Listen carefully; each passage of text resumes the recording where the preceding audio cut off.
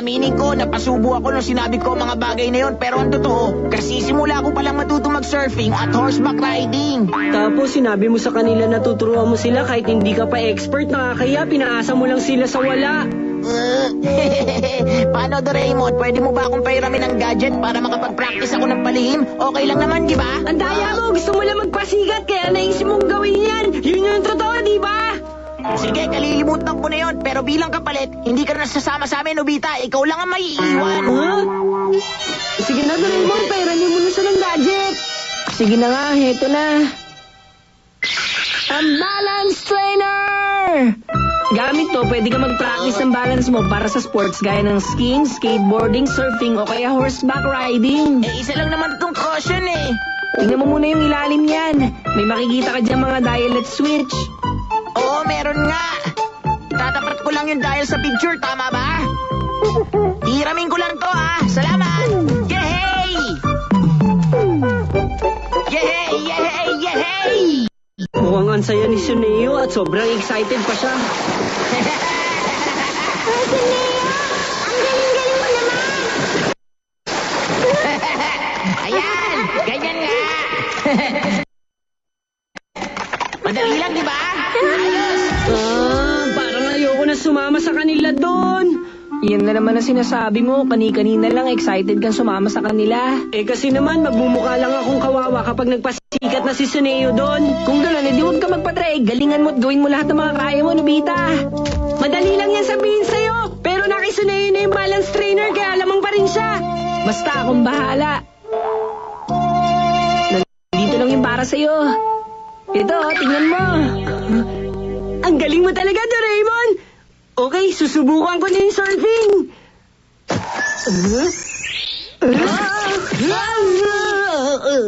Mali ka naman eh. Hindi dapat ganon. Kailangan dahan-dahanin mo lang. Dahan-dahanin lang? Hindi yung ganon kadali. Kailangan mo kasi mag-practice na mag-practice hanggang sa makuha mo. Ikaw pala, Shiro. May problema ba? Sigurado ka nililibing ni Kuro si Tama? Halika, Nobita, lalabas lang ako saglit, kaya mag-practice ka ng gusto, ah. Sige, mamaya na lang. Mukhang seryoso siya. Oo nga.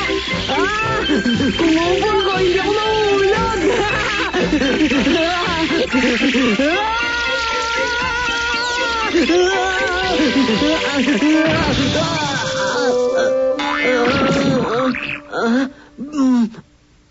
Teka, bigla akong naisip. Tatawagan ko na lang siya. Hello? Ano yun? Ha? Marunong kang sumakay sa kabayo, Nobita? Oo naman. Hindi ko kasi gustong ipagyabangan tungkol doon, kaya naisip kong wag na lang ipagsabi. At imbis na si Suneo magturo sa'yo, ako na lang. Pwede ba yun, Shizuka?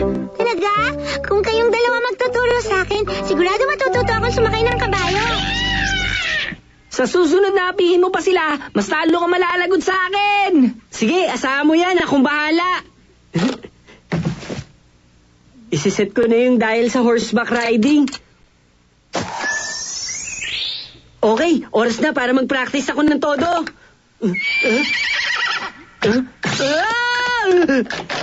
Nandito na ako. Ano nangyari sa'yo? Nung nilipat ko sa horseback riding yung dahil balance trainer, bigla na lang ako sinipa nun. Baka naman nilapitan mo yung mula sa likod. Dapat doon ka sa kabilang direksyon nakaharap. Bigla kasi yung nagbago at naging isang kabayo. Ang hirap naman. Paano ko malalaman kung alin yung harap at likod nun?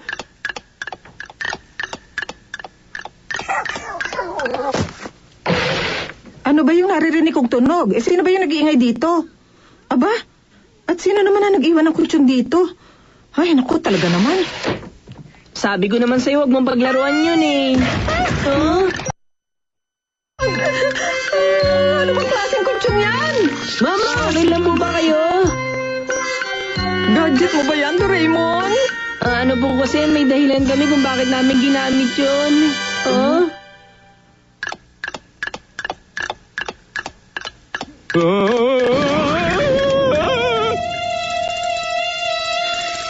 Naku, saan na kaya nagpunta yun? Alam mo, para talaga yung totoong kabayo kung tumakbo.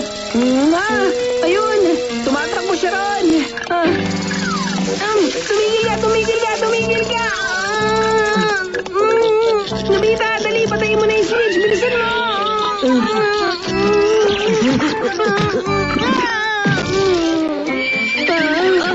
Doraemon, tulungan mo ako! Saklolo! Tulungan mo ako, Doraemon! Tulong! Saklolo!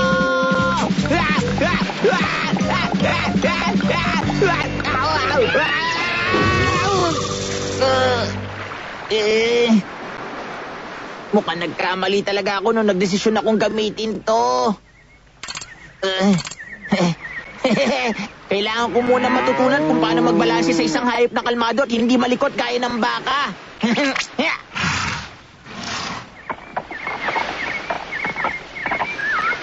Ayos mukhang mas okay to, hindi ako mahuhulog. Okay, ang sunod naman sa listahan ay yung isda. Ang dami namang inuutos ni nanay. Nakakapagod talaga to. Tabi dyan! Tabi dyan! Damulag! Alis dyan! Nobita! Tabi dyan! Tabi dyan! Damulag! Umalis ka dyan! Umalis ka kasi sa daanan! Umalis ka! Umalis ka na kasi dyan! Kahit nasabihin ko pa yan, wala akong magagawa. Hindi ko ito kontrolado! Inahabol ka nito ng usa!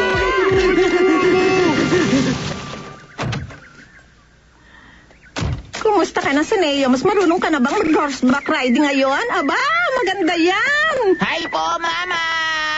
Sineo, anak, mas magaling ka na nga talaga. Naku, natutuwa ako. Madali lang po ito, Mama. Ay, naku, tingin ko na kagaling mo na, anak.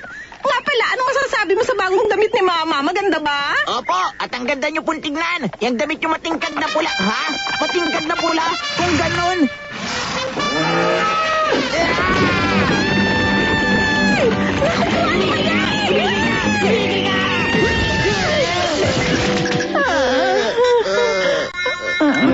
Patigilin mo na yan. Ano ba kasi nangyayari? Ayaw mo niya magpaawat. Napapagod na ako, Nobita. Ano ba? Kahit ako, hindi ko rin alam!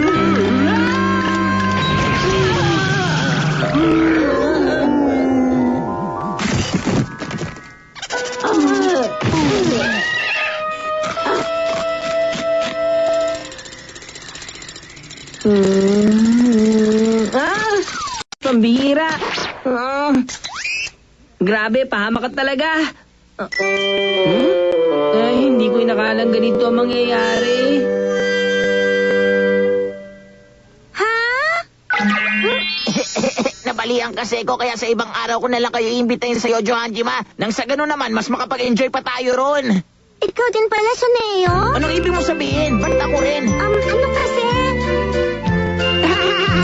Mukhang ganun din pala ang kapalarang sinapit ko si Neo gaya ni Damulag at Nobita.